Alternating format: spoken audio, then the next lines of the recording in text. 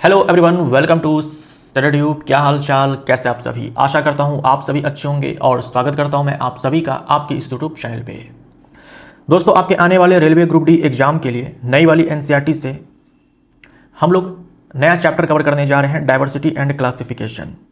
ये जो चैप्टर है ना, डाइवर्सिटी एंड क्लासिफिकेशन, ये आपको पहले भी पढ़ना होता था क्लास 9 के अंदर एनसीईआरटी में, लेकिन बाद में फिर 2-3 सालों के लिए हटा दिया गया है ना, कोरोना के बाद से। उसके बाद वापस से ऐड कर दिया गया है नई वाली एनसीईआरटी में ये चैप्टर।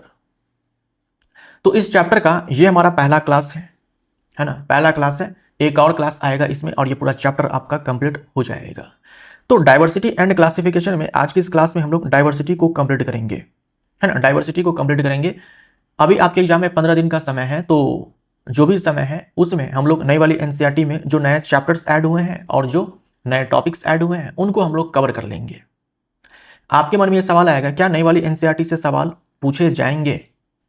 देखो, पूछे जा सकते हैं, ये कोई नहीं कह सकता कि नई वाली एनसीईआरटी से सवाल जो है निश्चित ही पूछे जाएंगे, या फिर कोई ये भी नहीं कह सकता कि नई वाली एनसीईआरटी से निश्चित ही सवाल नहीं पूछे जाएंगे। आपके एग्जाम में जो सवाल बनते हैं, बना करके जो दिए जाते हैं, वो इंग्लिश मीडियम की जो किताब होती है उसी से बनाए जाते हैं। फिर बाद में उसका ट्रांसलेशन किया जाता है और तब जाकर के हिंदी माध्यम में आपके सामने जो है सवाल मिलता है। तो नई वाली एनसीईआरटी की जो इंग्लिश माध्यम की किताब है वो तो आ चुकी है, तो उस किताब से सवाल बनाए जा सकते हैं, फिर उसको ट्रांसलेट कर दिया जाएगा और आपके सामने उस सवाल को रख दिया जाएगा। स्कूलों में भी नई वाली एनसीईआरटी जो है अब पढ़ाई जा रही है, जबकि हिंदी माध्यम में वो किताब नहीं आई है, इसके बावजूद भी पढ़ाई जा रही है। तो आ सकती है ना, सवाल जो है आ सकते हैं। नई वाली एनसीईआरटी से सवाल आपके पूछे जा सकते हैं, और मान लो पूछे भी जाते हैं तो क्या ही दिक्कत है। कुछ ही चैप्टर्स आपको नए पढ़ने हैं, कुछ ही टॉपिक्स आपको नए पढ़ने हैं। पढ़ लेने के बाद भी कोई ऐसा नहीं होगा कि बहुत ज़्यादा लोड आपके ऊपर आ जाएगा कि यार ये नया नया चीज़ हमें पढ़ना पड़ रहा है, तो ऐसा कुछ नहीं होगा। आसान है। आप 2 नए चैप्टर्स हैं, 3 नए चैप्टर्स हैं, तो मेनली इसमें 2 नए चैप्टर्स हैं जहाँ से आपके एग्जाम में सवाल काफ़ी सारे बन सकते हैं, और कुछ नए टॉपिक्स हैं। वो सारे टॉपिक्स और चैप्टर्स हम लोग कवर कर लेंगे, आप पढ़ लेना। अगर सवाल नई वाली एनसीईआरटी से आ भी जाती है तो भी आपसे सवाल जो है वो नहीं छूटने वाले हैं, राइट। तो हम लोगों ने पूरे क्लास 9 के अंदर बोल सकते हो जो सबसे हार्ड चैप्टर है वो डाइवर्सिटी एंड क्लासिफिकेशन ही है, तो हम लोग पहले इसको कवर कर लेते हैं। 2 नए चैप्टर्स हम लोग पढ़ेंगे। ये चैप्टर नंबर 12 है नई वाली एनसीईआरटी के अंदर। उसके बाद हम लोग चैप्टर नंबर 13 को कवर करेंगे, अर्थ एज ए सिस्टम, है ना, अर्थ एज ए सिस्टम, उसको हम लोग पढ़ेंगे। तो ये मेन 2 नए चैप्टर्स हैं जो आपको पढ़ने हैं नई वाली एनसीईआरटी के अंदर, और जो टॉपिक्स ऐड हुए हैं उनको भी हम लोग कवर कर लेंगे। तो बिल्कुल आप जो है तैयार रहें, नई वाली एनसीईआरटी से प्रश्न पूछे जा सकते हैं। ऐसा नहीं है कि नहीं पूछे जा सकते हैं, पूछे जा सकते हैं, क्योंकि आपके एग्जाम के डेट आने से 3 महीने पहले जो है वो किताब आ चुकी थी नई वाली एनसीईआरटी, तो सवाल जो है बन सकते हैं। आज के इस क्लास में हम लोग बायोडाइवर्सिटी को कवर करेंगे, और अगले वाले क्लास में हम लोग क्लासिफिकेशन को कवर करेंगे, जिसमें हम लोग 5 किंगडम क्लासिफिकेशन को डिटेल में पढ़ेंगे। हमारे इस पृथ्वी पर तरह तरह के जीव पाए जाते हैं। कुछ ऐसे जीव पाए जाते हैं जो हमें नग्न आंखों से दिखाई नहीं पड़ते हैं, जैसे कि जीवाणु है, बैक्टीरिया है, नग्न आंखों से हमें दिखाई नहीं पड़ते हैं। हमारे चारों ओर बैक्टीरिया है ना, जहां भी आप हाथ रख दो वहीं पर बैक्टीरिया है।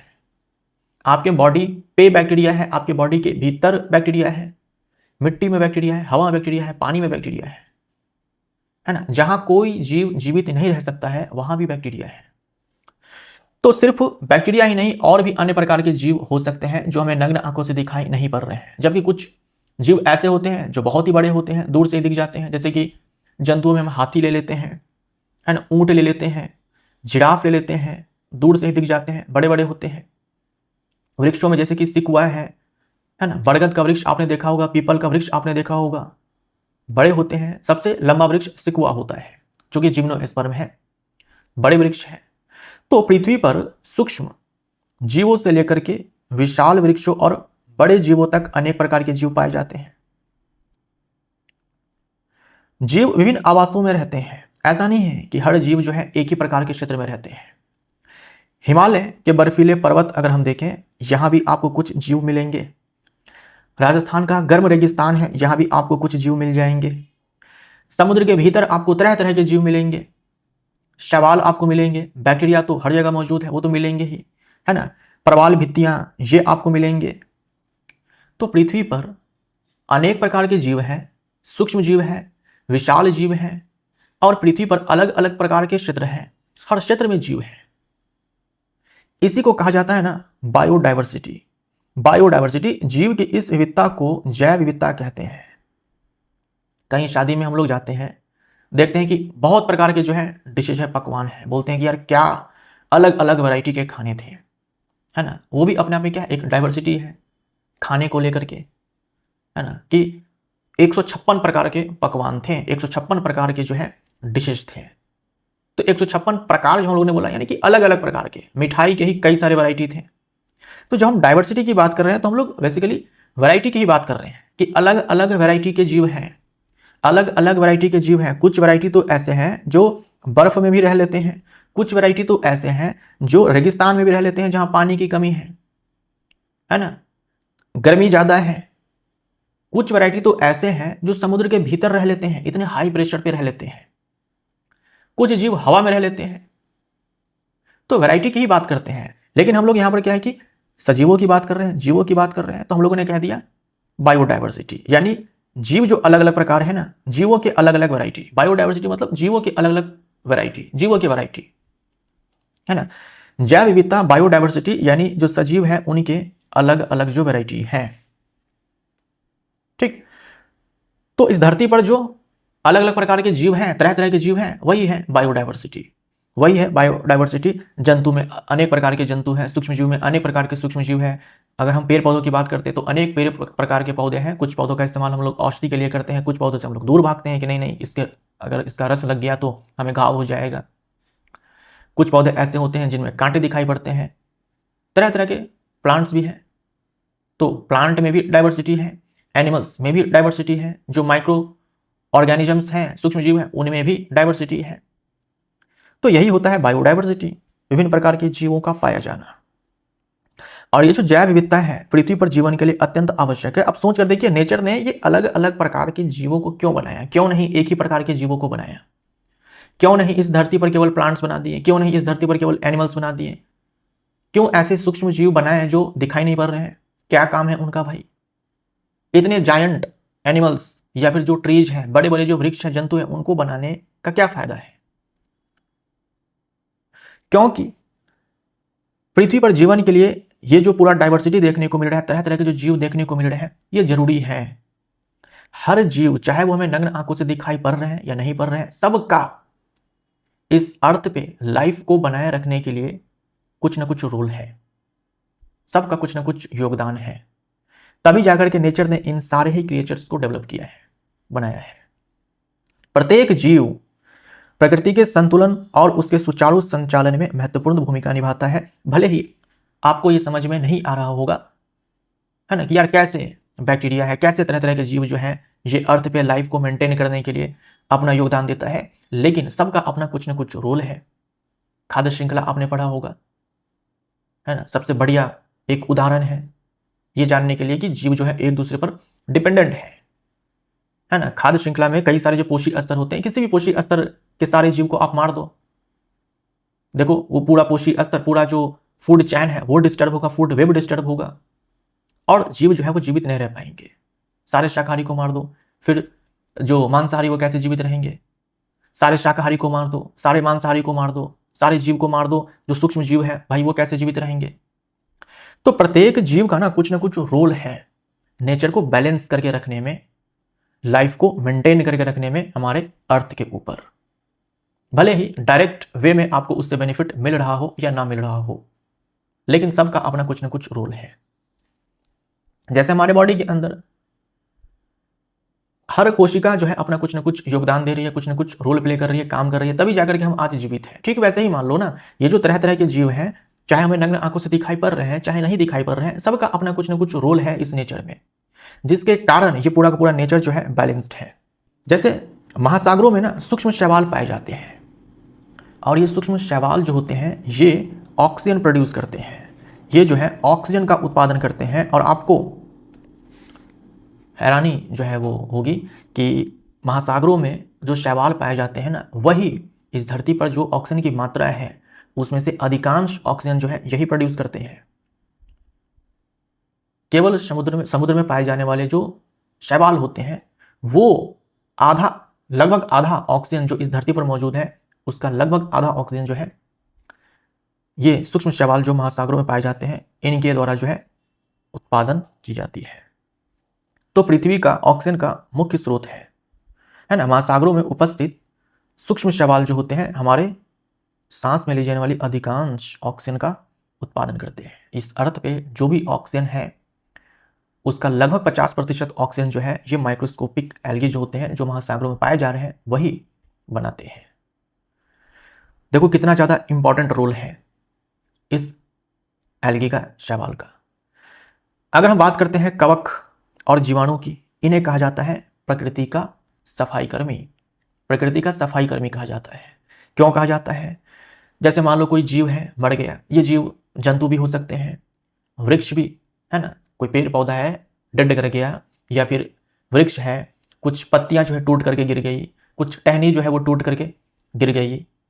धीरे धीरे वो जो जीव है, चाहे वो जंतु हो, चाहे वो वृक्ष हो, या उनके पार्ट्स हो, चाहे जंतु के मलमूत्र हो, उन सारे का वो अपघटन कर देते हैं, उन सारे को वो नष्ट कर देते हैं, सड़ते हैं, गलते हैं, उनका अपघटन होता है, और उसके भीतर जो जटिल कार्बनिक पदार्थ होते हैं उसको अकार्बनिक पदार्थ में कन्वर्ट कर दिया जाता है, और फिर वो सारे अकार्बनिक पदार्थ जो है वो मिट्टी में चले जाते हैं, और पोषक तत्व के रूप में वो सारे अकार्बनिक पदार्थ वापस से प्लांट जो है उनको ले लेते हैं, वापस से वो प्लांट के द्वारा ले लिया जाता है। तो एक तो जो मृत सड़ रहे जीव जंतु हैं उनका अपघटन करते हैं, उनको नष्ट करते हैं, सफाया करते हैं नेचर से, साथ में उनमें मौजूद जो पोषक तत्व हैं उनको वापस से मिट्टी में मिला देते हैं ताकि मिट्टी उपजाऊ हो सके, वहां पर नए पौधे जो है उग सके। तो इनका अपना एक योगदान है। जो मुख्य घटक होते हैं वो कवक और जीवाणु ही होते हैं, है ना। कवक और जीवाणु गिरी हुई पत्तियों का अपघटन करके उन्हें खाद में बदल देते हैं, जिससे मिट्टी जो है उपजाऊ हो जाती है। तो जो पोषक चक्र चलता है ना, उसमें ये कवक और जीवाणु का इंपॉर्टेंट रोल होता है। पक्षी है, मधुमक्खी है, चमगादड़ है, ये सारे क्या करते हैं? परागन करते हैं। परागन के बाद निषेचन होता है, फिर फल बनता है, बीज बनते हैं, उस बीज से नए पादप उगते हैं। तो ये सारे जीव जो है इस प्रकार से अपना योगदान देते हैं इस नेचर में। पौधों की बात करते हैं तो हम जानते हैं पौधे जो है फोटोसिंथेसिस करते हैं सनलाइट की मदद से, और ये अपना भोजन बनाते हैं, है ना। पौधों को हम लोग क्या बोलते हैं? सपोषी बोलते हैं। पौधों को हम लोग सपोषी बोलते हैं। और जो अन्य जीव होते हैं वो डायरेक्ट या फिर इनडायरेक्ट, प्रत्यक्ष या फिर अप्रत्यक्ष रूप से जो है इन्हीं पौधों पर निर्भर रहते हैं, इन्हीं पौधों पर निर्भर रहते हैं। और हमारे आसपास जो ऑक्सीजन है इसी पौधों के द्वारा जो है बनाया जाता है फोटोसिंथेसिस के जरिए। सोचिए अगर पौधे ना हो तो शाकाहारी मर जाएंगे, शाकाहारी नहीं है तो मांसाहारी मर जाएंगे। तो जो भी जीव, पौधों को तो हम लोग क्या बोलते हैं? सपोषी बोल देते हैं, क्योंकि अपना खाना खुद से बनाते हैं। अब जो भी जीव जो प्रत्यक्ष या फिर अप्रत्यक्ष रूप से इन पौधों पर निर्भर रहते हैं या फिर सपोषी पर निर्भर रहते हैं, उससे हम लोग परपोषी बोल देते हैं। तो ये एक छोटा सा एग्जाम्पल है कि हमारे नेचर में अलग अलग प्रकार के जीव जो हैं वो अलग अलग प्रकार से अपना जो है रोल प्ले कर रहे हैं पूरे नेचर को बैलेंस रखने के लिए और लाइफ को मेंटेन करने के लिए हमारे इस अर्थ पे। तो ये सारे जो जीव हैं सबका जो है डायरेक्ट या इनडायरेक्ट में, सब जो है डायरेक्ट या फिर इनडायरेक्ट रूप में जो है एक दूसरे से कनेक्टेड है, लिंक्ड है ना। इंटरेक्शन कर रहे हैं, आपस में इंटरेक्शन कर रहे हैं, इनके आसपास जो पर्यावरण है उसके साथ इनका इंटरेक्शन हो रहा है। तो इसी से जो है एक इकोसिस्टम का निर्माण होता है, पारितंत्र का निर्माण होता है ना। तो ये जो जीव परस्पर संबंध बनाते हैं इससे जो है एक इकोसिस्टम का निर्माण होता है। तो इकोसिस्टम जब हम बोलते हैं तो इसमें सजीव और निर्जीव दोनों आते हैं। तरह तरह के सजीव आते हैं, तरह तरह के सजीव आते हैं, सपोषी आते हैं, है ना, जिसे हम लोग उत्पादक बोल देते हैं। उपभोक्ता आते हैं जिसमें शाकाहारी है, मांसाहारी है, ये सारे आते हैं। अपघटक आते हैं। और पर्यावरण में पाए जाने वाले जो निर्जीव हैं जैसे कि जल है, मिट्टी है, आर्द्रता है, प्रकाश है, ये सब जो है निर्जीव है।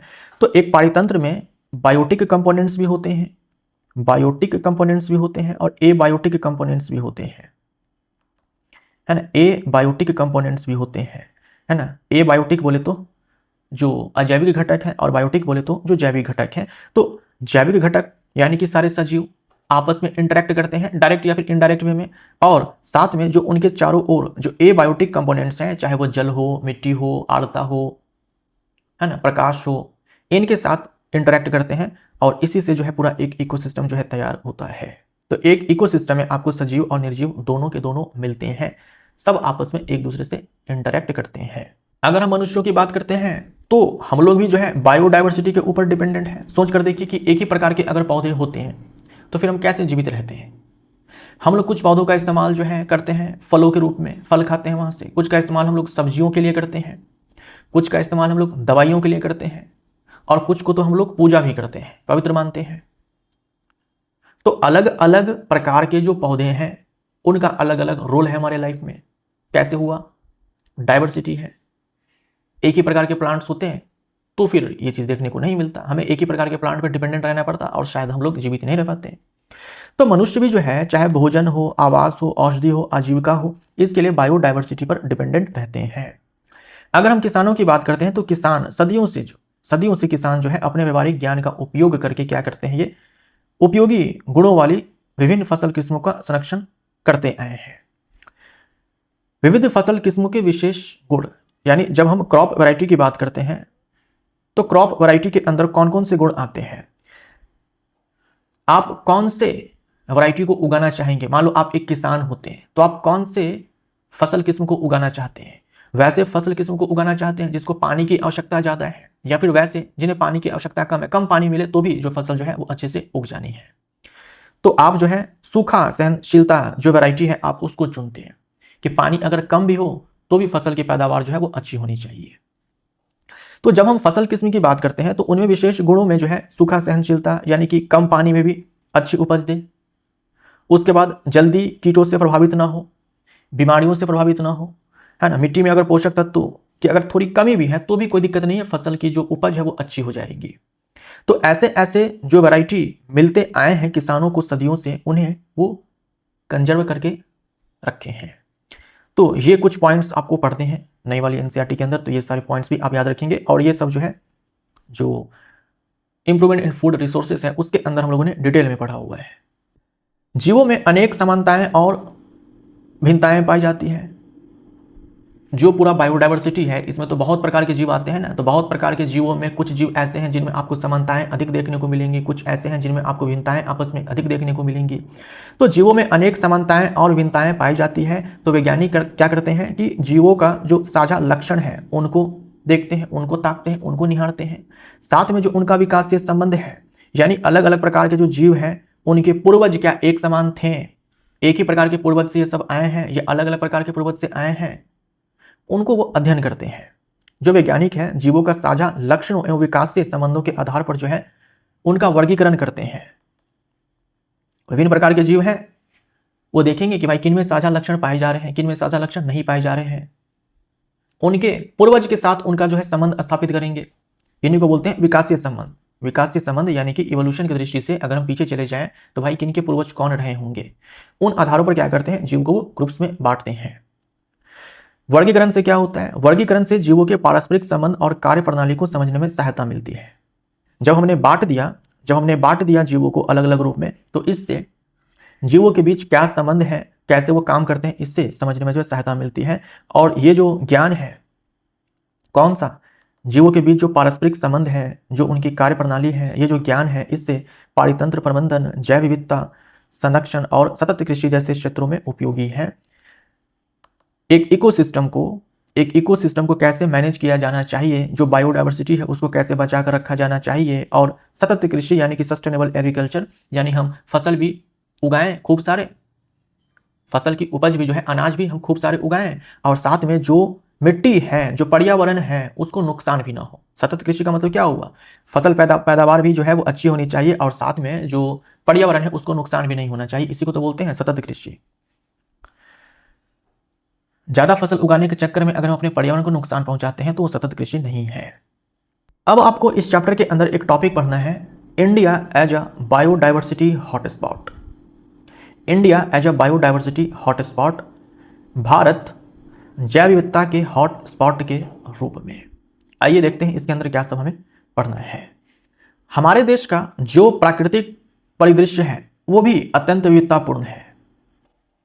जैसे उत्तर में पर्वत, पश्चिम में मरुस्थल है, उत्तर पूर्व में वर्षावन है, नॉर्थ ईस्ट में, दक्षिण में पठार तथा अरब सागर और बंगाल की खाड़ी के किनारे विस्तृत समुद्री तट। इन सारे ही क्षेत्रों की अगर हम बात करते हैं, इन सारे क्षेत्रों को अगर आप एक साथ देखें तो मिट्टी के प्रकार, तापमान, वर्षा जैसी जो जलवायु परिस्थितियां हैं वो एक दूसरे से भिन्न है। यहाँ मिट्टी का जो प्रकार है अलग है, यहाँ पर अलग है, यहाँ पर अलग है, यहाँ पर अलग है, यहाँ पर अलग है। तापमान में आपको अंतर देखने को मिलेगा, जो वर्षा का पैटर्न है, जो मात्रा है, उसमें आपको अंतर देखने को मिलेगा। तो जलवायु परिस्थितियां जो है वो अलग अलग है और ये विविध आवास मिलकर असंख्य प्रकार की प्रजातियों को आश्रय प्रदान करते हैं। उत्तर में पर्वत है, यहाँ की जो जलवायु परिस्थितियां हैं उसके हिसाब से आपको एक अलग प्रकार की प्रजाति जो है यहाँ पर देखने को मिल सकती है। यहाँ की जलवायु परिस्थितियां अलग है तो यहाँ पर आपको भिन्न प्रकार की प्रजातियां देखने को मिल सकती है। देखो ऐसा नहीं है कि जो प्रजाति यहाँ पाई जा रही है वो इन सारी जगहों पर नहीं पाई जाएगी। यहाँ पर जो प्रजाति, बहुत सारी प्रजातियां ऐसी होंगी जो आपको इन सारी स्थानों पर देखने को मिलेगी, लेकिन कुछ प्रजातियां ऐसी होंगी जो यहाँ के जलवायु में फिट बैठती हैं तो केवल आपको यहीं पर देखने को मिलेगी। कुछ प्रजातियां ऐसी होंगी जो इस वाले जलवायु परिस्थिति में फिट बैठती है तो वो प्रजाति आपको केवल इसी वाले क्षेत्र में देखने को मिलेंगी। कुछ आपको इसी वाले प्रजाति क्षेत्र में जो है देखने को मिलेगी, कुछ प्रजाति आपको इस वाले क्षेत्र में देखने को मिलेंगी। तो ये आपको जो है यहाँ पर ध्यान में देना है कि अलग अलग प्रकार की प्रजातियां जो है इन अलग अलग क्षेत्रों में पाई जाती है, अलग अलग जलवायु परिस्थितियों के कारण। अब आपके एग्जाम में देखो यहां से सवाल जो है पूछा जा सकता है, एंडेमिक स्पीशीज। एंडेमिक स्पीशीज यानी कि स्थानिक प्रजातियां किसे कहते हैं? स्थानिक प्रजातियां। स्थानिक प्रजातियां जो है वो किसे कहा जाता है? देखो ऐसी प्रजाति जो संसार के केवल विशेष क्षेत्रों में ही पाई जाती है। और ध्यान देना है, प्राकृतिक रूप से कहीं अन्य स्थानों पर नहीं मिलती है ये प्रजाति। प्राकृतिक रूप से कहीं अन्य स्थानों पर नहीं मिलती है ये प्रजाति, उसे हम लोग बोलेंगे स्थानिक प्रजाति यानी कि एंडेमिक स्पीशीज। एंडेमिक स्पीशीज की क्या खास बात है? केवल विशेष क्षेत्रों में पाई जाती है और प्राकृतिक रूप से अन्य कहीं पर भी ये नहीं पाई जाती है। अब ये आप नहीं बोल सकते हैं, जैसे मान लो कि ये कोई क्षेत्र है, यहाँ एक्स नाम की कोई प्रजाति पाई जा रही है और आपने क्या किया कि यहाँ से कुछ प्रजाति को उठाया और किसी दूसरे देश आप लेकर के चले गए। उस देश में ये एक्स नाम की जो प्रजाति है वो नहीं पाई जा रही थी, लेकिन आप क्या करते हैं, कुछ प्रजाति को लेकर के जाते हैं, एक्स की कुछ प्रजाति को लेकर के चले जाते हैं दूसरे देश के अंदर और वहां भी वो प्रजाति पाई जा रही है। तो हम ये नहीं बोलेंगे कि जो एक्स है ये एंडेमिक स्पीशीज नहीं है, तो भी ये एंडेमिक स्पीशीज है, क्योंकि नेचुरली जिस देश में आप इस प्रजाति को लेकर के जा रहे हैं वहां तो ये नहीं पाई जा रही है, वहां तो ये नहीं पाई जा रही है, वो तो आप जो है लेकर के गए। ठीक है, तो ऐसा नहीं है कि हम एंडेमिक स्पीशीज नहीं बोलेंगे, क्योंकि आप बोलेंगे कि यार एक अलग देश में भी ये प्रजाति पाई जा रही है और इस वाले क्षेत्र में पाई जा रही है। तो ये चीज आपको समझना है, स्थानिक प्रजाति हम लोग उस प्रजाति को बोलते हैं जो किसी विशेष क्षेत्र में पाई जाती है और प्राकृतिक रूप से अन्य किसी भी स्थान पर वो प्रजाति जो नहीं पाई जा रही है, तो उसे हम लोग क्या बोलेंगे? एंडेमिक स्पीशीज बोलेंगे। और आपको जो है ना भारत में पाई जाने वाली कुछ एंडेमिक स्पीशीज है उसके एग्जाम्पल आपको टिप्स पे याद रखने हैं, एकदम से आपको याद रखने हैं। जैसे कि नीलगिरी तहर, ये लायन टेल्ड मकाक, उसके बाद निपेंथिस खासियाना ये कीट भक्षी पादप है, निपेंथिस खासियाना कीट भक्षी पादप है, और नीला कुरिंजी ये चार नाम आपको याद रखने हैं। नीलगिरी तहर, उसके बाद लायन टेल्ड मकाक, सिंह पुक्ष मकाक, उसके बाद भारतीय पिचड़ पौधे की प्रजाति है निपेंथिस खासियाना, ये पिचड़ प्लांट कीट भक्षी पादप होते हैं, और नीला कुरिंजी। ये जो चार अलग अलग प्रकार की प्रजातियां हैं ना, ये भारत के अंदर एंडेमिक स्पीशीज है। इसका मतलब ये हुआ केवल भारत के अंदर ही ये सारी प्रजातियां पाई जाती हैं, प्राकृतिक रूप से और कहीं पर भी ये नहीं पाई जाएगी, है ना। नीलगिरी तहर ये केवल भारत में ही पाई जाती है, प्राकृतिक रूप से केवल भारत में ही पाई जाती है, अन्य किसी भी देश के अंदर ये प्रजाति नहीं पाई जाएगी। अब मान लो कोई इस नीलगिरी तहर को जो है लेकर के चला गया, कहाँ? किसी दूसरे कंट्री में, मान लो ऑस्ट्रेलिया में लेकर के चला गया, तो ऐसा नहीं होगा कि हम इसे जो है एंडेमिक स्पीशीज नहीं बोलेंगे कि ऑस्ट्रेलिया में पाया जा रहा है, भारत के अंदर भी पाया जा रहा है, और डेफिनेशन ये है कि केवल विशेष क्षेत्रों में ही पाई जाती है। तो ऑस्ट्रेलिया लेकर के आप गए हैं, नेचुरली ऑस्ट्रेलिया के अंदर यह प्रजाति नहीं पाई जा रही है, ये केवल भारत के अंदर ही पाई जा रही है, तो इसे ही हम लोग एंडेमिक स्पीशीज बोलते हैं। ये आपको ध्यान में रखना है, आपसे डेफिनेशन पूछा जा सकता है और आपसे ये चार प्रजातियों के बारे में पूछा जा सकता है कि निम्नलिखित में से कौन भारत के अंदर जो है स्थानिक प्रजाति है, एंडेमिक स्पीशीज है। चार ऑप्शन में से कोई एक आपको इन चारों में से दिख जाएगा, तो ये आपको ध्यान में रखना है। बायोडायवर्सिटी हॉटस्पॉट किसको बोलते हैं, ये भी आपके लिए इंपॉर्टेंट है। अभी हम लोगों ने क्या देखा, एंडेमिक स्पीशीज के बारे में। एक ऐसी प्रजाति जो केवल विशेष क्षेत्रों में पाई जा रही है और प्राकृतिक रूप से कहीं और नहीं पाई जाती, उससे हम लोग एंडेमिक स्पीशीज बोलते हैं। अब हम लोग बायोडायवर्सिटी हॉटस्पॉट किसको बोलते हैं? नाम में है बायोडायवर्सिटी, यानी कि जबरदस्त डायवर्सिटी की बात की जा रही है, और हॉटस्पॉट का मतलब किसी एरिया से है, किसी क्षेत्र से है। तो जिन क्षेत्रों में अधिक संख्या में स्थानिक प्रजातियां जो है पाई जाती हैं, ये पहला पॉइंट। बायोडायवर्सिटी हॉटस्पॉट में क्या होता है कि बड़ी संख्या में एंडेमिक स्पीशीज पाई जाती है। ध्यान दीजिएगा, एंडेमिक स्पीशीज की बात की जा रही है, केवल स्पीशीज की बात नहीं की जा रही है। एंडेमिक स्पीशीज यानी वो स्पीशीज जो केवल उसी वाले क्षेत्र में मिलेंगे और किसी भी क्षेत्र में आपको नहीं मिलेंगे नेचुरली। तो केवल स्पीशीज नहीं, एंडेमिक स्पीशीज की बात की जा रही है। वो क्षेत्र जहां अधिक संख्या में एंडेमिक स्पीशीज जो है पाई जाती है, साथ में प्राकृतिक आवास का अत्यधिक विनाश हुआ है, उन्हें दोस्तों कहा जाएगा जैव विविधता हॉटस्पॉट, बायोडायवर्सिटी हॉटस्पॉट। यानी कि यहां पर देखो, दो पॉइंट्स जो है आपको अलग अलग याद रखने हैं। एक तो आप ये बोलेंगे कि बायोडायवर्सिटी हॉटस्पॉट जो होता है ना, वो एक ऐसा क्षेत्र होता है जहां बड़ी संख्या में एंडेमिक स्पीशीज पाई जाती है, स्थानीय प्रजातियां पाई जाती है, और उन क्षेत्र में जो आवास है, प्राकृतिक आवास है, उनका अधिक विनाश हुआ है, यानी खतरे में है, जो है ये खतरे में है। बायोडायवर्सिटी जो है ये वो क्षेत्र है जहां प्राकृतिक आवास का अत्यधिक विनाश हुआ है और वहां बड़ी संख्या में जो है एंडेमिक स्पीशीज पाई जा रही है, उसे हम लोग बायोडायवर्सिटी हॉटस्पॉट बोलेंगे। यानी एक ऐसा क्षेत्र है जहां ऑलरेडी काफी ज्यादा विनाश हो चुका है, प्राकृतिक विनाश हो चुका है, प्राकृतिक आवास का विनाश हो चुका है, और वहां बड़ी संख्या में एंडेमिक स्पीशीज पाई जा रही है, तो उसे बायोडायवर्सिटी कहा जाएगा, है ना। मान लो कि एक ऐसा क्षेत्र है जहां बड़ी संख्या में एंडेमिक स्पीशीज पाई जा रही है, लेकिन वहां प्राकृतिक आवास का जो है कोई विनाश नहीं हुआ है, तो उसे बायोडायवर्सिटी हॉटस्पॉट नहीं कहा जाएगा। तो जब हम बायोडायवर्सिटी को कंजर्व करने की बात करते हैं कि यार हमें जैव विविधता को बचा करके रखना है, वहां पर ना इस बायोडायवर्सिटी हॉटस्पॉट को पहले जो है ध्यान में लिया जाता है कि यार वो कौन सा क्षेत्र है जहां बड़ी संख्या में बायोडायवर्सिटी, जहां बड़ी संख्या में एंडेमिक स्पीशीज पाई जा रही है और वहां बहुत ज्यादा विनाश हो चुका है उसके प्राकृतिक आवास का। तो सबसे पहले तो हम उसी को बचाएंगे ना, सबसे पहले तो हम लोग उसी को बचाएंगे जहां ऑलरेडी नुकसान जो है बहुत पहुंच चुका है, और वहां ऑलरेडी जो है जहां ऑलरेडी बहुत सारा जो है विनाश हो चुका है प्राकृतिक आवास का, लेकिन बड़ी संख्या में अभी भी जो है एंडेमिक स्पीशीज जो है पाई जा रही है। तो सबसे पहले हम लोग जब जैव विविधता संरक्षण की बात करेंगे तो इसी को तो बचाएंगे, इसी को तो बचाएंगे। तो ये आपको ध्यान में रखना है। जैव विविधता संरक्षण की दृष्टि से ये क्षेत्र जो है अत्यंत महत्वपूर्ण है। जब हम जैव विविधता संरक्षण की बात करेंगे तो सबसे पहले ऐसे ही क्षेत्र को बचाएंगे जिसे हम लोग बायोडायवर्सिटी हॉटस्पॉट यहां पर कह रहे हैं। तो हमारे भारत के अंदर जो है, भारत से संबंधित प्रमुख जैव विविधता हॉटस्पॉट आपको याद रखना है। हमारे भारत के अंदर जो है प्रमुख बायोडायवर्सिटी हॉटस्पॉट में आपको याद रखना है ये पश्चिमी घाट है ना। पहला पश्चिमी घाट इंडो बर्मा क्षेत्र है, हिमालय है और सूडालैंड है। एकदम से आपको याद होनी चाहिए, डायरेक्ट आपसे एग्जाम में पूछा जाएगा कि हमारे देश के अंदर, भारत के अंदर बायोडायवर्सिटी हॉटस्पॉट निम्नलिखित में से कौन है। इन चार में से कोई ऑप्शन आपको दिख जाएगा, है ना। पश्चिमी घाट, वेस्टर्न घाट, इंडो बर्मा क्षेत्र, इंडो बर्मा रीजन, हिमालय और सूडालैंड। इंडो बर्मा क्षेत्र यानी कि उत्तर पूर्व भारत सहित, और सूडालैंड यानी कि निकोबार द्वीप समूह सहित। ये क्षेत्र विशेष क्यों है?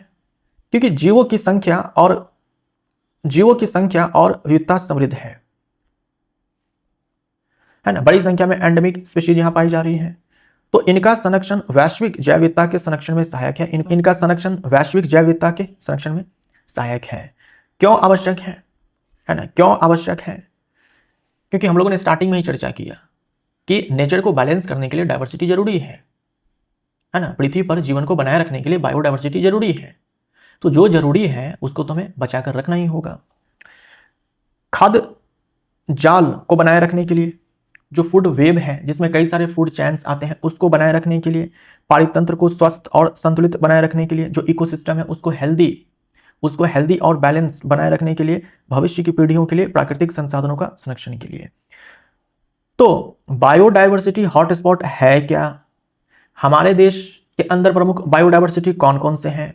बायोडायवर्सिटी क्यों खास है और इसको बचाकर रखना क्यों जरूरी है, ये सारे पॉइंट्स आपको याद रखने हैं कि बायोडाइवर्सिटी भाई किससे कहते हैं, हमारे देश के अंदर कौन कौन से बायोडाइवर्सिटी है, क्या विशेष बात है इसके अंदर, और इसे क्यों बचाकर रखना है।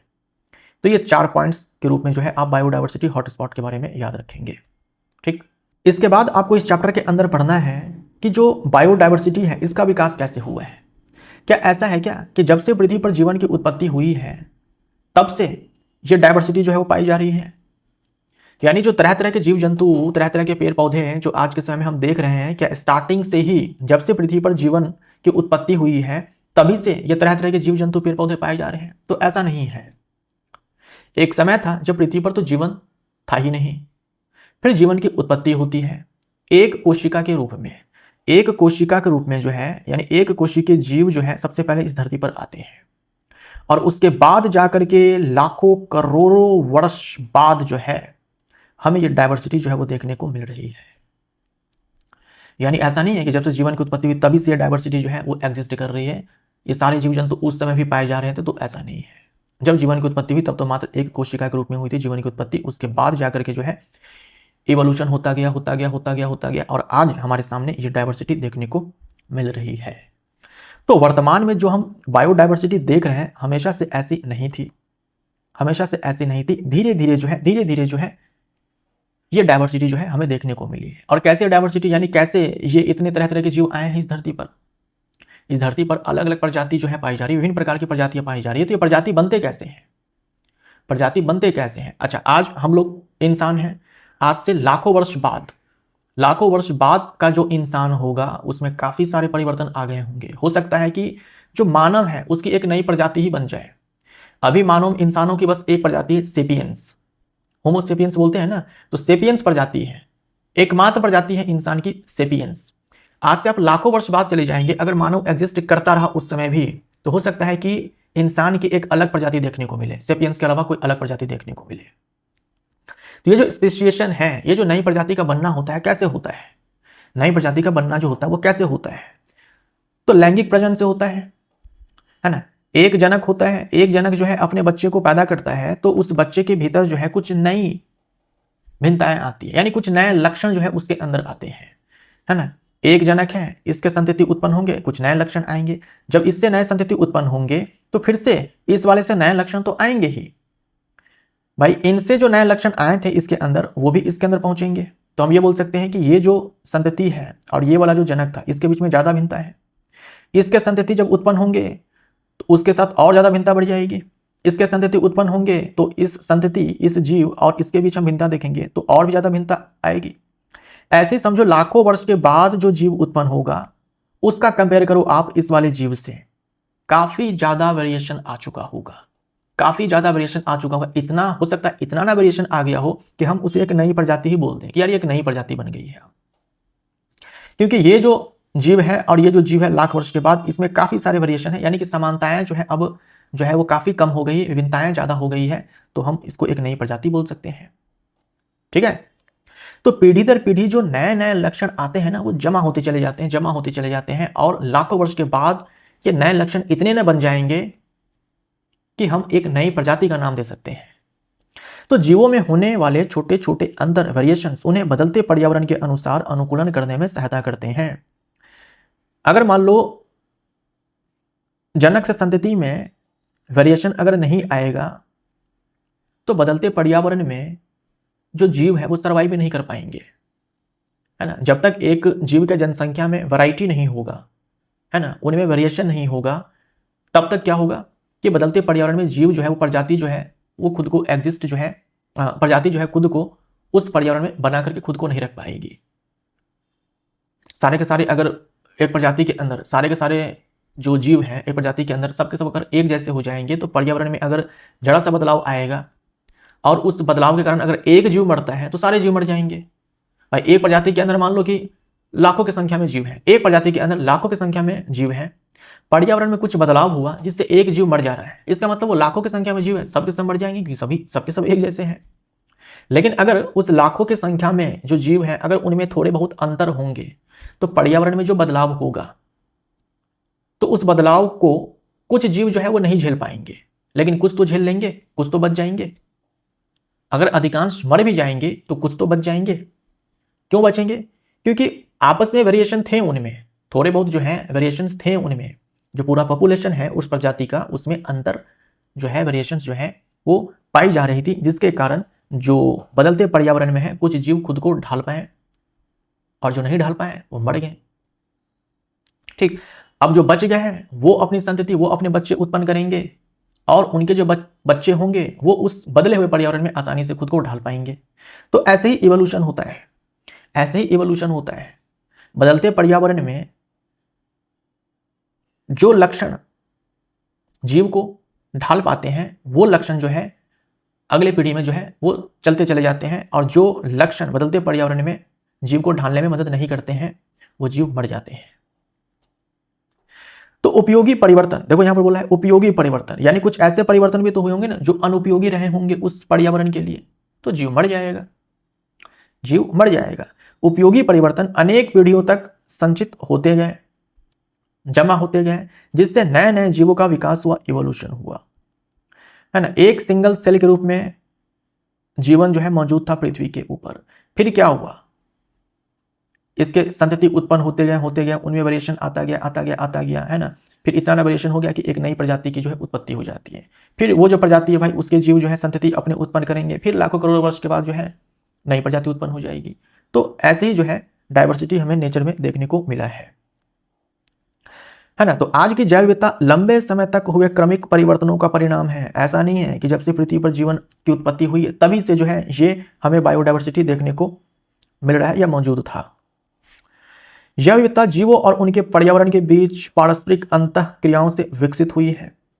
जो बायोडाइवर्सिटी है ये जीव और उनके जो पर्यावरण है उनके बीच में जो इंटरेक्शन हुआ है उसी से डेवलप हुई है। जैव विविधता का अध्ययन वर्गीकरण के माध्यम से किया जाता है। बायोडाइवर्सिटी का जो वैज्ञानिक अध्ययन है, बायोडाइवर्सिटी का जो वैज्ञानिक अध्ययन है, जैव विविधता का जो वैज्ञानिक अध्ययन है, वर्गीकरण के माध्यम से किया गया है। यानी ये जो तरह तरह के जीव हैं उनको क्लासिफाई किया गया है, ग्रुप में बांट दिया गया है। मिठाई के मान लो कि 50 वैरायटी है ना, 50 वैरायटी है, तो क्या होगा कि एक वैरायटी की मिठाई को एक साथ रखा जाएगा, दूसरी वैरायटी की मिठाई को एक साथ रखा जाएगा। तो कुछ वैसा ही मान लो आप कि जो डाइवर्सिटी यहाँ पर देखने को मिल रहे हैं, तरह तरह के जो जीव देखने को मिल रहे हैं, उनका वैज्ञानिक अध्ययन जो है, उनका वैज्ञानिक अध्ययन जो है वो क्लासिफिकेशन के माध्यम से किया जाता है। यानी कि ग्रुप्स में अलग अलग वैरायटी को बांट करके किया जाता है। नई वाली एनसीईआरटी के अंदर हर चैप्टर में जो टॉपिक्स हैं उससे रिलेटेड, कुछ टॉपिक से रिलेटेड जो है बॉक्स के भीतर भारत का वैज्ञानिक योगदान दिया गया है।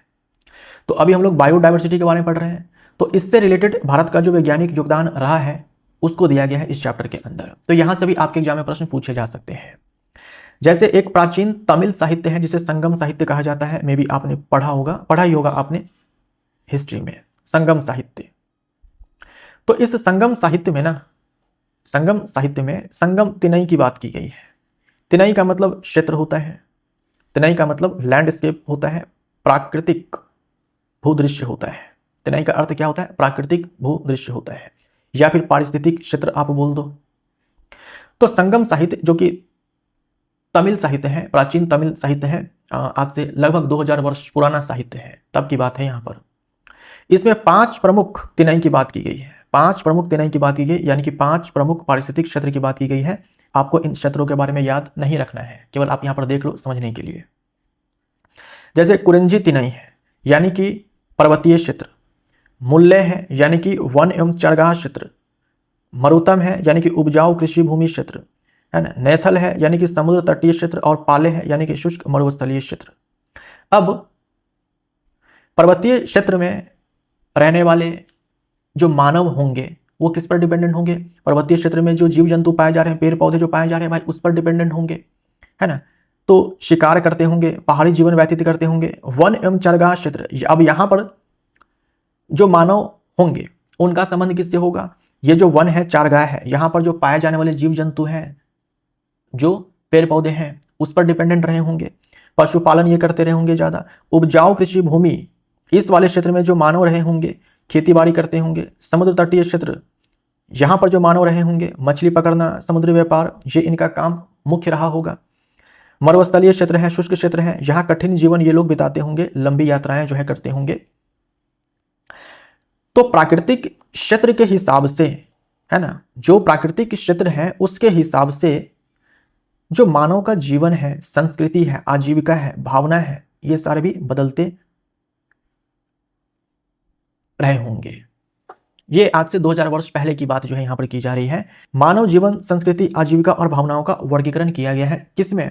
इस संगम साहित्य में, है ना, संगम साहित्य में। तो हर क्षेत्र के अनुसार वहां के पौधे, जानवर, लोगों का जीवन और आजीविका भी अलग बताई गई थी इस संगम साहित्य में। इसका मतलब है कि उस समय लोगों को पता था कि हर प्रकार के आवास में अलग अलग जीव पाए जाते हैं। पर्वतीय क्षेत्र है, अलग प्रकार के जीव पाए जा रहे होंगे, जंतु पाए जा रहे होंगे, पेड़ पौधे पाए जा रहे होंगे, है ना। तो अलग अलग, ये वही बात हो गई कि अलग अलग क्षेत्र हैं, जलवायु परिस्थितियां अलग अलग हैं, तो अलग अलग प्रकार के जीव जंतु और पेड़ पौधे पाए जा रहे होंगे। ठीक, तो इसकी चर्चा जो है संगम साहित्य में की गई है, संगम साहित्य में की गई है। संगम तिनई, ये एक अवधारणा है जिसमें ये सारी बातें जो है की गई है। कुछ जंगल या वन क्षेत्र को पवित्र मानकर वहां पेड़ काटना, शिकार करना, नुकसान पहुंचाना मना था, है ना।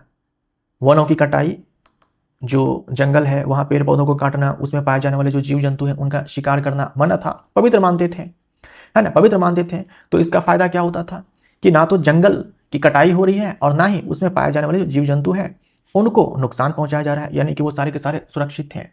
तो आज हम कहते हैं चिल्ला चिल्ला करके कि आवासों का संरक्षण करो, जैव विविधता बचाओ, पारिस्थितिकी तंत्र को सुरक्षित रखो।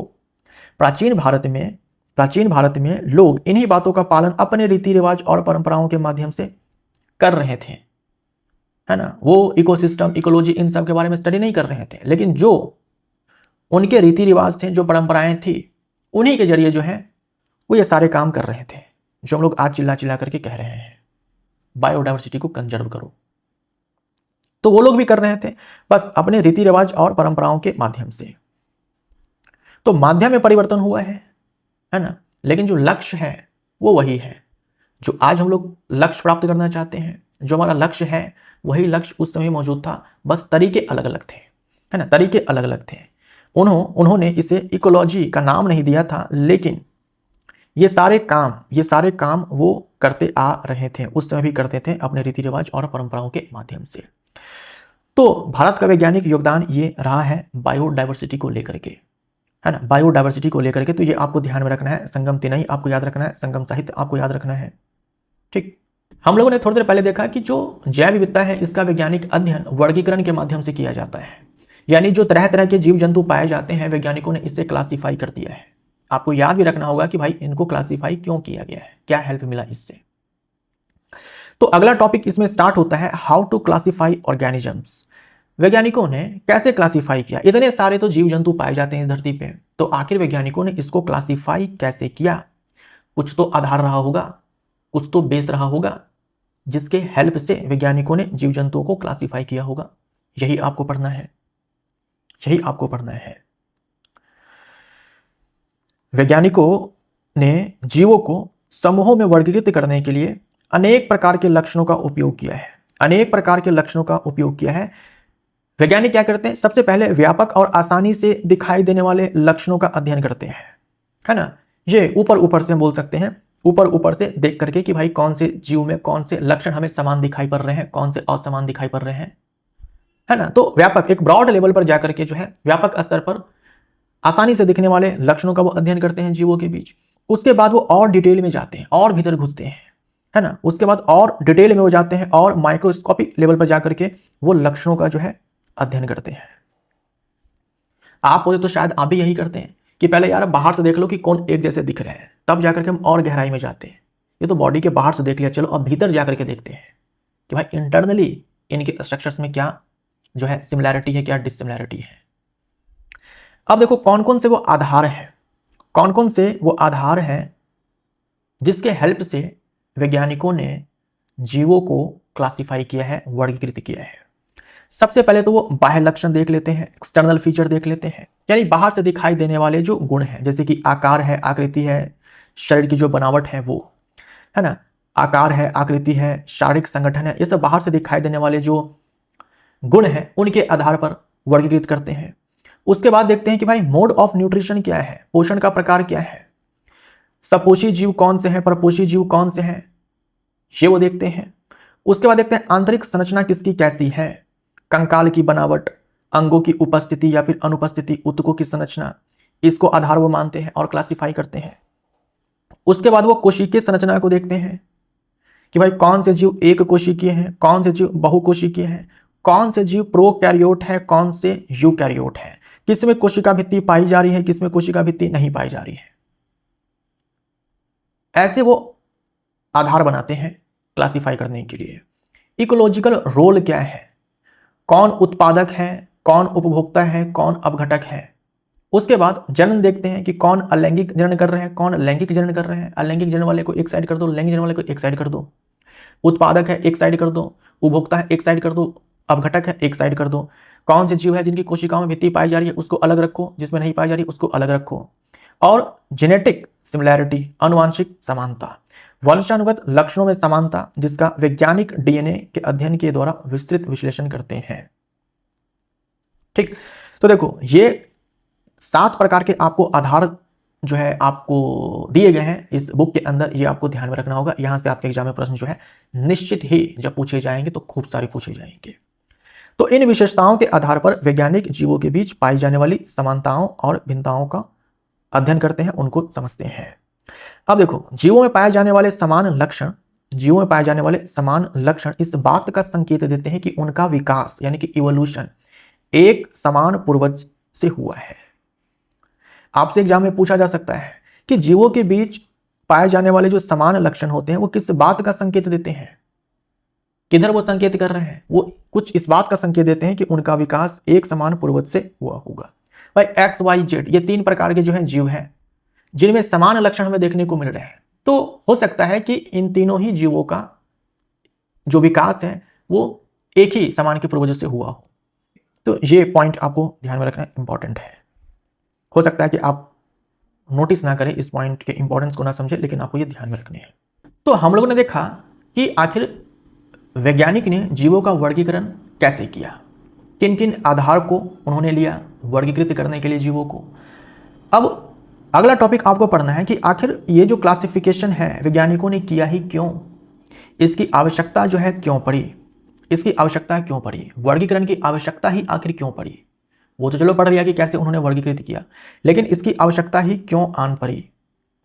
अब इसे समझाने के लिए एनसीईआरटी में एक बढ़िया एग्जाम्पल जो है आपको दिया गया है, जो आपको ध्यान में रखना ही होगा। इसमें ध्यान में आपको यह रखना है कि चार्ल्स डार्विन की एक किताब है on the origin of species, ये आपको ध्यान में रखनी है। डायरेक्ट आपके एग्जाम में पूछा जा सकता है on the species, on the origin of species जो है किसकी किताब है, चार्ल्स डार्विन की किताब है। मान लीजिए कि आपको ने ये किताब पढ़नी है on the origin of species जो कि चार्ल्स डार्विन की किताब है, ये आपको पढ़नी है। आप जाते हैं लाइब्रेरी में, लाइब्रेरी में जाने के बाद आप देखते हैं कि यार कोई अरेंजमेंट ही नहीं है, किताबें बिखरी पड़ी हुई है ना, चारों तरफ आपकी किताबें बिखरी पड़ी है। आप कहाँ ढूंढने जाएंगे इस किताब को, बताओ कहाँ ढूंढने जाएंगे आप, कितना ज़्यादा मुश्किल होगा आपको ढूंढने में। अगर किताबें रेंडमली ऐसे बिखरी पड़ी होगी तो किसी भी किताब को अगर आप पढ़ना चाहेंगे तो उसे ढूंढने में आपको जो है काफ़ी दिक्कतों का सामना करना पड़ेगा। शायद आपको किताब मिले भी ना और आप तंग होकर के चले जाएंगे कि यार नहीं पढ़नी है मुझे किताब। लेकिन मान लो लाइब्रेरी में किताबें जो है सिस्टमैटिक तरीके से अरेंज करके रखी गई है, जो कि रखी जाती है लाइब्रेरी में, है ना, रखी जाती भी है सब्जेक्ट के हिसाब से, ऑथर के हिसाब से, है ना, सेक्शन के हिसाब से लाइब्रेरी में किताबों को रखी जाती है ताकि कोई भी आकर के किसी भी किताब को आसानी से ढूंढ पाए। तो अगर किताबों को एक सिस्टमैटिक तरीके से अरेंज करके रखा गया है, तुरंत आप जाएंगे लाइब्रेरी के अंदर और आप वहां पर किताब को आसानी से ढूंढ लेंगे। ये किताब आप कौन सी है, on the origin of species, जो कि चार्ल्स डार्विन की किताब है ना, जो कि चार्ल्स डार्विन की किताब है। तो अगर अरेंजमेंट नहीं किया गया होगा तो काफ़ी ज़्यादा दिक्कतों का सामना जो है करना पड़ेगा, मे भी आपको जो है किताबें मिले भी ना। अगर अरेंज किया गया है तो आसानी से आप उस किताब को ढूंढ लेंगे। साइंस का अलग सेक्शन होगा, बायो का अलग सेक्शन होगा, इवोल्यूशन के बारे में अलग सेक्शन होगा। हो सकता है चार्ल्स डार्विन की किताब बहुत सारी है, चार्ल्स डार्विन का ही एक अलग सेक्शन बना हो, तुरंत आप जाएंगे कट से आप ढूंढ लेंगे, पढ़ेंगे आप। वैसे ही हमारे पृथ्वी के ऊपर तो भाई तरह तरह के जीव हैं, पृथ्वी के ऊपर जो है तरह तरह के जीव हैं। तो अगर हम इसको क्लासिफाई नहीं करेंगे तो जीवों के बारे में पढ़ने में हमें जो है काफ़ी दिक्कतों का सामना करना पड़ेगा। जीव को पहचानने में दिक्कत आएगी, उसके बारे में स्टडी करने में दिक्कत आएगी, कभी कोई नई प्रजाति मिल जाएगी उसके बारे में स्टडी करने में जो है दिक्कत आएगी। ठीक है, तो जो पृथ्वी है यहाँ पर लाखों की संख्या में जीव पाए जा रहे हैं। बिना क्लासिफिकेशन के उन्हें समझना जो है बहुत ही मुश्किल है, बहुत ही मुश्किल है, क्योंकि बहुत सारे अलग अलग प्रकार के जीव हैं, उसको हम कैसे समझेंगे। लेकिन अगर जो हमने इसको क्लासीफाई कर दिया, अगर हमने इसको सिस्टमैटिकली क्लासीफाई कर दिया, तो उनके बारे में, जीवों के बारे में समझना जो है हमारे लिए काफ़ी आसान हो जाएगा। इस एग्जाम्पल के थ्रू जो है आप समझ सकते हैं। जैसे यहाँ पर आसानी हुआ है किताब को ढूंढने में, वैसे ही जीवों के बारे में पढ़ने में, समझने में, नई प्रजातियों के नाम रखने में, है ना, उनके बारे में स्टडी करने में आसान हो जाता है, आसान हो जाता है क्लासिफिकेशन से। हमारे पूरे भारत में पक्षियों की ना 1300 प्रजातियां पाई जाती है। इन 1300 प्रजातियों में से 300 पक्षी की जो प्रजाति है ना, वो केवल अरुणाचल प्रदेश के पक्के टाइगर रिजर्व में पाई जाती है। इसे पखाऊ टाइगर रिजर्व भी कहा जाता है। पक्के टाइगर रिजर्व जो कि अरुणाचल प्रदेश में है। भारत के अंदर जो 1300 पक्षी की प्रजाति है, उसमें से 300 पक्षी की प्रजाति जो है इसी वाले टाइगर रिजर्व में पाई जाती है। ये जो टाइगर रिजर्व है ना, ये जो टाइगर रिजर्व है काफ़ी फेमस है हॉर्नबिल की जो 4 प्रजातियां हैं उसके लिए। इंपॉर्टेंट है, यहाँ से तो निश्चित ही अगर सवाल आने हैं नई वाली एनसीईआरटी से तो आएंगे। जो पक्के टाइगर रिजर्व है वो खास करके काफ़ी फेमस है ना, प्रसिद्ध है हॉर्नबिल की 4 प्रजातियों के लिए। हॉर्नबिल जो एक पक्षी है उसकी 4 प्रजातियों के लिए। ये 4 प्रजाति के नाम दोस्तों आपको याद रखने होंगे। एक है रूफोस नेक्ड हॉर्नबिल, दूसरी प्रजाति है ओरिएंटल पाइड हॉर्नबिल, तीसरी प्रजाति है ग्रेट हॉर्नबिल और चौथी है रिड्ड हॉर्नबिल, है ना। Rufous necked hornbill, oriental pied hornbill, great hornbill और रिड्ड हॉर्नबिल। ये बड़े पक्षी केवल ऐसे पुराने विशाल वृक्षों में घोंसला बनाते हैं, है ना, विशाल वृक्ष में घोंसला बनाते हैं जो काफ़ी पुराने हैं, जिनमें नेचुरली जो है कैविटी पाई जा रही है, यानी कोई गुफा जो है पाई जा रही है। ये सारे जो पक्षी होते हैं ये पुराने और विशाल वृक्ष को चूज करते हैं जिसमें ऑलरेडी नेचुरली कोई कैविटी जो है पाई जा रही है, गुफा जो है पाई जा रही है, यानी प्राकृतिक कोटर जो है वो मौजूद होते हैं। ये विशेष प्रकार के फलों पर भोजन करते हैं, खास प्रकार के फलों पर भोजन करते हैं। परिणाम स्वरूप क्या होता है कि वृक्षों के आकार तथा फलों की उपलब्धता के आधार पर विभिन्न हॉर्नबिल प्रजातियां जो है वन के अलग अलग भागों में पाई जाती है। ये सारे पॉइंट्स आपको याद रखने हैं। तो इस धरती पर अनेकों प्रकार के जीव हैं, यही हम लोग पढ़ते आ रहे हैं अभी तक। काफ़ी ज़्यादा डाइवर्सिटी है जीव जंतुओं के बीच।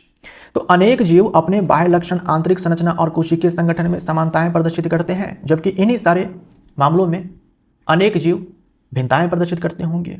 तो इन्हीं समानताओं और भिन्नताओं के आधार पर वैज्ञानिकों ने क्या किया है कि ये जो विशाल विविधता है, ये जो इतने प्रकार के जीव जंतु हैं, उनके अध्ययन को सरल बनाने के लिए इन्हीं समानताओं और भिन्नताओं के आधार पर उन्हें समूहों में विभाजित कर दिया है।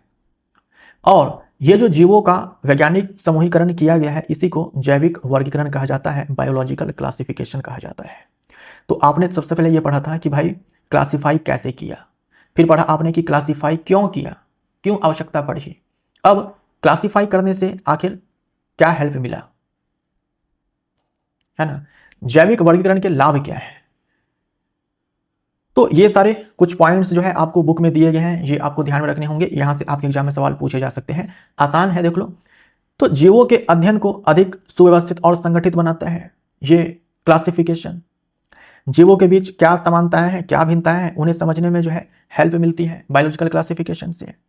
यह समझने में सहायता करता है कि विभिन्न जीव एक दूसरे किस प्रकार से संबंधित है, कैसे ये इंटरेक्शन करते हैं। तो जीवों के अध्ययन को अधिक सुव्यवस्थित और संगठित बनाता है। जीवों के बीच क्या समानताएं हैं, क्या भिन्नताएं हैं, जीव कैसे एक दूसरे के साथ इंटरेक्ट करते हैं, राइट। उसके बाद मान लो कोई नई प्रजाति खोजी जाती है तो उसका पहचान करना आसान हो जाएगा और उसका नामकरण करना भी आसान हो जाएगा, है ना। पहले से जो जीव जंतु पाए जा रहे हैं, जिनके बारे में वैज्ञानिकों को पता है, कोई नई प्रजाति मिलती है तो उस नई प्रजाति को जो है देखा जाएगा कि जो पहले से जीव जंतु के बारे में हमें ज्ञान है, उससे कैसे ये समानता जो है नई प्रजाति रखती है, कितनी भिन्नता है, उसका नामकरण कैसे करेंगे। तो इन सारी चीज़ों में हेल्प मिला। यह विलुप्त के खतरे का सामना कर रहे हैं जीवों की पहचान करके जैव विविधता संरक्षण में महत्वपूर्ण योगदान देता है, यानी बायोडाइवर्सिटी को कंजर्व करने में जो है बायोलॉजिकल क्लासिफिकेशन जो है वो हेल्प करता है। उसके बाद पूरे वर्ल्ड में जो है एक कॉमन क्लासिफिकेशन सिस्टम है, पूरे वर्ल्ड में एक कॉमन क्लासिफिकेशन सिस्टम है।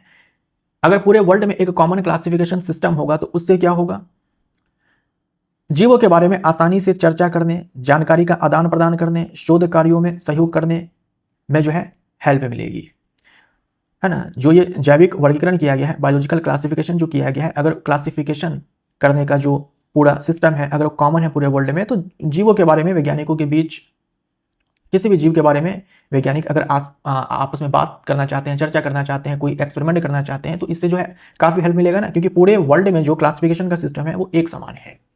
जैसे पूरे वर्ल्ड में भाषा बोली जाती है इंग्लिश, एक ऐसी भाषा है जो पूरे वर्ल्ड में इंग्लिश जो है बोली जाती है। इंग्लिश एक ऐसी भाषा है जो पूरे वर्ल्ड में बोली जाती है। तो इससे क्या होता है, आप वर्ल्ड के किसी भी कोने में चले जाएंगे, इंग्लिश के माध्यम से आप आसानी से बातचीत कर पाएंगे।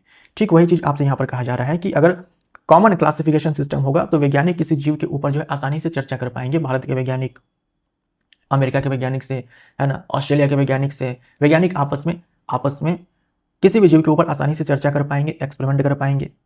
अब अगला टॉपिक आपको इस चैप्टर के अंदर पढ़ना है, biological classification system over time.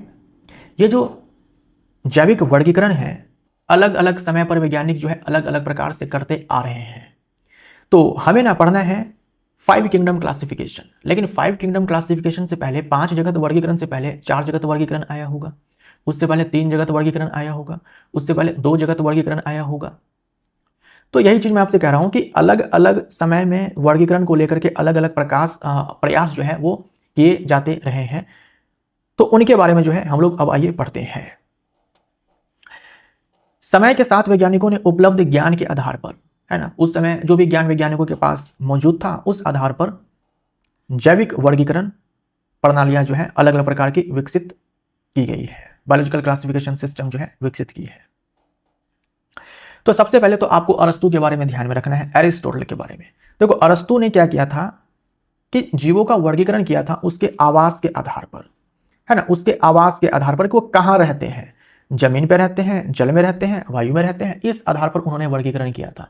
साथ ही बाह्य लक्षण के आधार पर, एक्सटर्नल फीचर के आधार पर उन्होंने वर्गीकृत किया था कि भाई किसके पास पंख है, किसके पास नहीं, किसके पास शल्क है, किसके पास रोम है, किसके पास कवच है, किसके पास चोंच है, किसके पास भुजा है। इस आधार पर उन्होंने वर्गीकरण किया था। तो सबसे पहला नाम आपको याद रखना है अरस्तु के बारे में। आर्टिफिशियल सिस्टम जो है कहते हैं इनका जो पूरा वर्गीकरण रहा है उसे हम लोग आर्टिफिशियल सिस्टम कहते हैं, जहां उन्होंने आवास के आधार पर जीवों का वर्गीकरण किया था। तो अरस्तु ने लगभग 4वीं शताब्दी ईसा पूर्व में जंतुओं का वर्गीकरण उनके आवास के आधार पर किया था, साथ में एक्सटर्नल फीचर के आधार पर किया था। लेकिन लिमिटेशन है ना, लिमिटेशन है, क्योंकि इन्होंने जो वर्गीकरण किया था मुख्यतः आसानी से दिखाई देने वाले बाहरी लक्षणों के आधार पर किया था, है ना। बाहर से मान लो जीव आपस में एक समान दिखाई दे रहे हैं, इंटरनल स्ट्रक्चर हो सकता है डिफरेंट हो, ठीक है। तो ये लिमिटेशन थी इनके वर्गीकरण की कि मुख्यतः आसानी से दिखाई देने वाले बाहरी लक्षणों के आधार पर इनका वर्गीकरण किया गया था। तो कमी थी इनके अंदर, इनके वर्गीकरण के अंदर। फिर दिया गया 2 जगत वर्गीकरण, 2 किंगडम क्लासिफिकेशन। 18वीं शताब्दी में 2 किंगडम क्लासिफिकेशन एक वैज्ञानिक आकर के देते हैं, वैज्ञानिकों का नाम भी हम लोग अभी पढ़ेंगे। क्या किया, 2 किंगडम क्लासिफिकेशन में 2 जगत बनाया, एक में डाल दिया पादप जगत, एक को कहा पादप जगत, दूसरे को कहा जंतु जगत। 2 जगत वर्गीकरण में 2 जगत जो आते हैं उसमें है पादप जगत और जंतु जगत। अब ध्यान से देखिए, पादप जगत में ऐसे जीव को रखा गया जो एक स्थान से दूसरे स्थान पर नहीं जाते हैं और जो अपना भोजन खुद से बनाते हैं, यानी फोटोसिंथेसिस जो करते हैं। साथ में जो जंतु जगत है इसमें वैसे जीव को रखा गया जो एक स्थान से दूसरे स्थान तक गति करते हैं और अपना भोजन खुद से नहीं बनाते हैं, यानी परपोषी है। लेकिन इन दोनों ही जगत के अंदर खास बात क्या थी कि ये दोनों के दोनों बहुकोशिकीय थे, यानी इन दोनों जगत के अंदर आने वाले जो जीव थे वो बहुकोशिकीय थे, ठीक है, बहुकोशिकीय थे। यानी जो पादप है और जंतु है ये दोनों के दोनों बहुकोशिकीय जीव हैं। पादप के अंदर किसको रखा, वैसे जीव को रखा जो एक स्थान से दूसरे स्थान तक गति नहीं करते हैं, अपना भोजन खुद से बनाते हैं, यानी प्लांट्स को रखा। प्लांट्स मल्टीसेलुलर है, बहुकोशिकीय है। जंतु जगत में वैसे जीव को रखा जो एक स्थान से दूसरे स्थान तक गति करते हैं और जो अपना भोजन खुद से नहीं बनाते हैं, और जंतु भी क्या है, बहुकोशिकीय है। फिर आगे चल करके वैज्ञानिकों को पता चलता है अमीबा के बारे में, पैरामीशियम के बारे में, बैक्टीरिया के बारे में, कि यार जो अमीबा है, पैरामीशियम है और बैक्टीरिया है, ये सब जीव जो है भाई इनको कहाँ रखा जाए, इनको कहाँ रखा जाए। कारण ये है कि अमीबा, पैरामीशियम और ये जो बैक्टीरिया है जंतुओं की तरह गति करते हैं, साथ में परपोषी भी हैं, साथ में परपोषी भी है, लेकिन बहुकोशिकीय नहीं है, एक कोशिकीय है, एक कोशिकीय। तो अब बताओ इसको कहाँ रखा जाए। जैसे ही अमीबा पैरामीशियम जीवाणु के बारे में पता चला तो फिर जो है समस्या यहाँ पर जो है एक पैदा होती है कि भाई इसको कहाँ रखा जाए, क्योंकि ये जंतु की तरह गति करते हैं लेकिन ये एक कोशिकीय है, बहुकोशिकीय नहीं है, जबकि जंतु जगत में जीव जो है बहुकोशिकीय है। तो वैज्ञानिकों को समझ में आया यार एक और जगत बनाने की आवश्यकता है, तो उन्होंने एक नया जगत जो है जोड़ दिया। पादप जगत, जंतु जगत तो पहले से था ही, एक प्रोटिस्टा जगत जो है उन्होंने जोड़ दिया। प्रोटिस्टा जगत उन्होंने जोड़ दिया, प्रोटिस्टा किंगडम, प्रोटिस्टा को जोड़ दिया। इसके अंदर ऐसे जीव को डाला गया जो एक कोशिकीय थे। अब एक कोशिकीय जीव सूक्ष्म जीव ही होंगे, है ना। तो एक कोशिकीय जीव को डाल दिया, कहा कि यार ये एक कोशिकीय जीव है जो एक स्थान से दूसरे स्थान तक गति कर सकते हैं, ठीक। तो एक कोशिकीय जीव के लिए एक अलग से जगत बना दिया, ठीक है। जैसे जैसे माइक्रोस्कोप में सुधार होता गया, वैज्ञानिकों ने एक अंतर देखा, है ना। यानी ऐसे ऐसे माइक्रोस्कोप वैज्ञानिकों ने बनाए, बढ़ते समय में वैज्ञानिक जो है माइक्रोस्कोप में भी सुधार करते गए हैं और जो जूमिंग पावर है माइक्रोस्कोप का वो और भी बढ़ता गया। फिर वैज्ञानिकों को पता चला कि जो अमीबा है इसमें तो वास्तविक केंद्रक पाया जा रहा है। वास्तविक केंद्रक मतलब जो केंद्रक है उसके चारों ओर झिल्ली है, ये कोशिका है और ये अनुवांशिक पदार्थ है और ऐसे झिल्ली है ना। तो ये वास्तविक केंद्रक है। तो जैसे जैसे सूक्ष्मदर्शी में सुधार हुआ, वैज्ञानिकों ने एक महत्वपूर्ण अंतर देखा कि अमीबा में वास्तविक केंद्र होता है जबकि जीवाणु में वास्तविक केंद्रक नहीं होता है। जीवाणु में वास्तविक केंद्रक नहीं होता है। दोनों के दोनों एक कोशिकीय हैं, लेकिन एक बहुत बड़ा अंतर है कि अमीबा में वास्तविक केंद्रक है, यानी केंद्रक झिल्ली से घिरा हुआ है, जबकि जो जीवाणु है इसमें वास्तविक केंद्रक है ही नहीं। तब वैज्ञानिकों को लगा कि यार एक और जगत देने की आवश्यकता है, जिसमें क्या करेंगे, एक कोशिकीय जीव ही होंगे, लेकिन उसमें हम उन एक कोशिकीय जीव को रखेंगे जिसके पास वास्तविक केंद्रक नहीं है। और फिर यहां से एक नया जगत जोड़ा गया जिसे कहा गया मोनेरा। तो सबसे पहले पादप जगत और जंतु जगत ये दोनों आते हैं, फिर जाकर के प्रोटिस्टा जगत आता है, तब जाकर के मोनेरा जगत आता है। तो मोनेरा जगत में वैसे सूक्ष्म जीव को रखा गया जिसके पास वास्तविक केंद्रक नहीं होता है। इस मोनेरा जगत के अंदर जो है केवल और केवल जीवाणु आते हैं। आप ऐसे भी याद रख सकते हो, जीवाणु के अंदर जो है वास्तविक केंद्रक नहीं होता है। फिर बाद में वैज्ञानिकों को पता चलता है कवक के बारे में, है ना। बाद में वैज्ञानिकों ने पाया कि कवक पौधों की तरह स्थिर रहते हैं। जैसे प्लांट जो है एक जगह पर टिके रहते हैं, जो कवक होते हैं ये भी एक जगह पर टिके रहते हैं, लेकिन पौधे तो अपना खाना खुद से बनाते हैं, ये अपना खाना खुद से नहीं बनाते हैं, परपोषी होते हैं। जितने भी कवक होते हैं सबके सब परपोषी होते हैं। और अधिकांश जो कवक होते हैं वो मृतोपजीवी होते हैं, सैप्रोफाइट होते हैं, अपघटक होते हैं, जो क्या करते हैं, अपने एंजाइम से बॉडी के बाहर खाना को पचाते हैं और उसके बाद उसको एब्जॉर्ब कर लेते हैं। ये याद रखिएगा, सारे कवक परपोषी हैं, अधिकांश उसमें मृतोपजीवी है, लेकिन आपको ध्यान में रखना है कुछ सहजीवी और कुछ परजीवी भी होते हैं। अधिकांश होते हैं आपके अपघटक, मृतोपजीवी, जो क्या करते हैं, जो मृत एवं सड़ते गलते कार्बनिक पदार्थों से पोषक तत्व प्राप्त करते हैं। जो मृत जीव जंतु है ना, जंतु के जो मलमूत्र है उसका अपघटन करते हैं और वहां से जो है अपना न्यूट्रिशन लेते हैं, उसी को हम लोग बोलते हैं मृतोपजीवी पोषण। तो अधिकांश तो आपके अधिकांश तो मृतोपजीवी होते हैं, लेकिन कुछ सहजीवी तथा कुछ परजीवी होते हैं। ये एनसीईआरटी बुक में मेंशन है, ये आप ध्यान में रखिएगा। तो तब जाकर के वैज्ञानिकों ने फिर से एक नया किंगडम जोड़ दिया, एक नया जगत जोड़ दिया जिसे कहा गया कवक जगत। और इस प्रकार से 5 जगत वर्गीकरण जो है मिलता है। वैसे तो 6 जगत वर्गीकरण भी आ चुका है, लेकिन हमें पढ़ना नहीं है। 5 जगत वर्गीकरण में देखो, सबसे पहले तो आपने देखा 2 जगत वर्गीकरण पादप जंतु, फिर 3 जगत वर्गीकरण आया जिसमें प्रोटिस्टा को जोड़ा गया, फिर 4 जगत वर्गीकरण आया जिसमें मोनेरा को जोड़ा गया, फिर 5 जगत वर्गीकरण आया जिसमें कवक को जोड़ा गया। तो इन 5 जगत वर्गीकरण के बारे में हमें डिटेल में जो है पढ़नी है, जो कि हम लोग अगले वाले क्लास में पढ़ेंगे। अब देखो, ये एनसीईआरटी बुक का कटआउट है, ये आपको ध्यान में रखना है। आर्टिफिशियल सिस्टम ये दिया था, ये बहुत पुराना सिस्टम है ना। कब, देखो 4th सेंचुरी BCE, 4वीं शताब्दी ईसा पूर्व। तो आर्टिफिशियल सिस्टम जो है एरिस्टोटल ने दिया था, जिसमें इन्होंने जंतुओं को जो है बांटा था उसके आवास के हिसाब से कि वो जल में रहते हैं या फिर जमीन पर रहते हैं या फिर हवा में रहते हैं। फिर आते हैं कार्ल लीनियस, पूरा नाम है कार्लोस लीनियस। खूब पूछा जाता पहले एग्जाम में खूब पूछा जाता था, और फिर से नई वाली एनसीईआरटी में अब ये सब जो है भाई पढ़नी है तो फिर से पूछे जाएंगे। कार्लोस लिनियस ने 2 जगत वर्गीकरण दिया था, है ना, पादप जगत और जंतु जगत 1978 में। उसके बाद आते हैं अर्नस्ट हैकेल। अर्नस्ट हैकेल ने 3 जगत वर्गीकरण दिया था। इन्होंने क्या किया, प्रोटिस्टा जगत को जोड़ा, यानी पादप जगत जंतु जगत तो पहले से था ही, कार्ल लिनियस ने दिया था, उसमें इन्होंने प्रोटिस्टा जगत को जोड़ दिया 1866 में। उसके बाद आते हैं कोपलैंड। कोपलैंड ने 5 जगत वर्गीकरण दिया। देखो, पादप जगत, जंतु जगत और प्रोटिस्टा जगत, ये 3 जगत तो पहले से मौजूद थे। इन्होंने क्या किया, मोनिडा जगत को ऐड किया, मोनिडा जगत को ऐड किया। और उसके बाद Robert H Whittaker, R.H. Whittaker ने 5 जगत वर्गीकरण दिया। इन्होंने क्या किया कि कवक जगत को ऐड किया, Monera, protista, Fungi, Plantae, Animalia 1969 में। तो ये पूरा टाइमलाइन है क्लासिफिकेशन सिस्टम का, ये पूरा टाइमलाइन है क्लासिफिकेशन सिस्टम का। जो पुरानी वाली एनसीईआरटी थी ना, उसमें केवल R.H. विटेकर के बारे में पढ़ना था कि भाई किसने दिया। ये 5 जगत वर्गीकरण जो है R.H. विटेकर ने दिया है, बस इतना पढ़ना था। अब इस वाले एनसीईआरटी में जो है इन सब के बारे में पढ़ना है।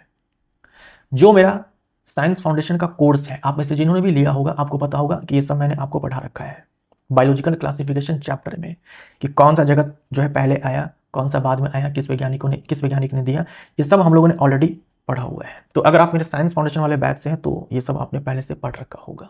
थोड़ी देर पहले हम लोगों ने भारत का वैज्ञानिक योगदान देखा था बायोडाइवर्सिटी को लेकर के, जो आपको इस किताब में दिया गया है। फिर से जब हम वर्गीकरण पढ़ रहे हैं तो भी आपको एक भारत का वैज्ञानिक योगदान जो है दिया गया है, और यहाँ से आपके एग्जाम में प्रश्न जो है पूछा जा सकता है। देखो, जो ऋग्वेद है और बृहत संहिता है, इनमें भी ना जंतुओं का वर्गीकरण किया गया है उनके आवास के आधार पर, कि स्थलीय है, जलीय है, वायवीय है, यानी जो एरिस्टोटल साहब ने किया था कुछ वैसा, है ना, वैसा ही। साथ में व्यवहार और पारिस्थितिक भूमिका के आधार पर, यानी जो इकोसिस्टम है उसमें किस जीव का क्या रोल है, जीव का बिहेवियर कैसा है, और हैबिटाट क्या है, यानी आवास क्या है, उस आधार पर जंतुओं का वर्गीकरण किया गया है ना। जंतुओं का वर्गीकरण किया गया है आवास के आधार पर, व्यवहार के आधार पर, और जो इकोलॉजिकल रोल है इकोसिस्टम में, किसी इकोसिस्टम में उनका क्या रोल है उसके आधार पर, किसमें, ऋग्वेद और बृहत संहिता में। तो ये भारत का वैज्ञानिक योगदान जो है आपको पढ़ना है। हमें ना इस चैप्टर के अंदर अब डिटेल में 5 किंगडम क्लासिफिकेशन पढ़ना है। हम लोग kingdom Monera, Protista, Fungi, Plantae, Animalia, इन सब के बारे में बारी बारी से पढ़ेंगे नेक्स्ट वाली क्लास में। तो आज का ये जो क्लास 1 है यहीं पर समाप्त होता है। मिलते हैं अगले क्लास में। Thank you so much.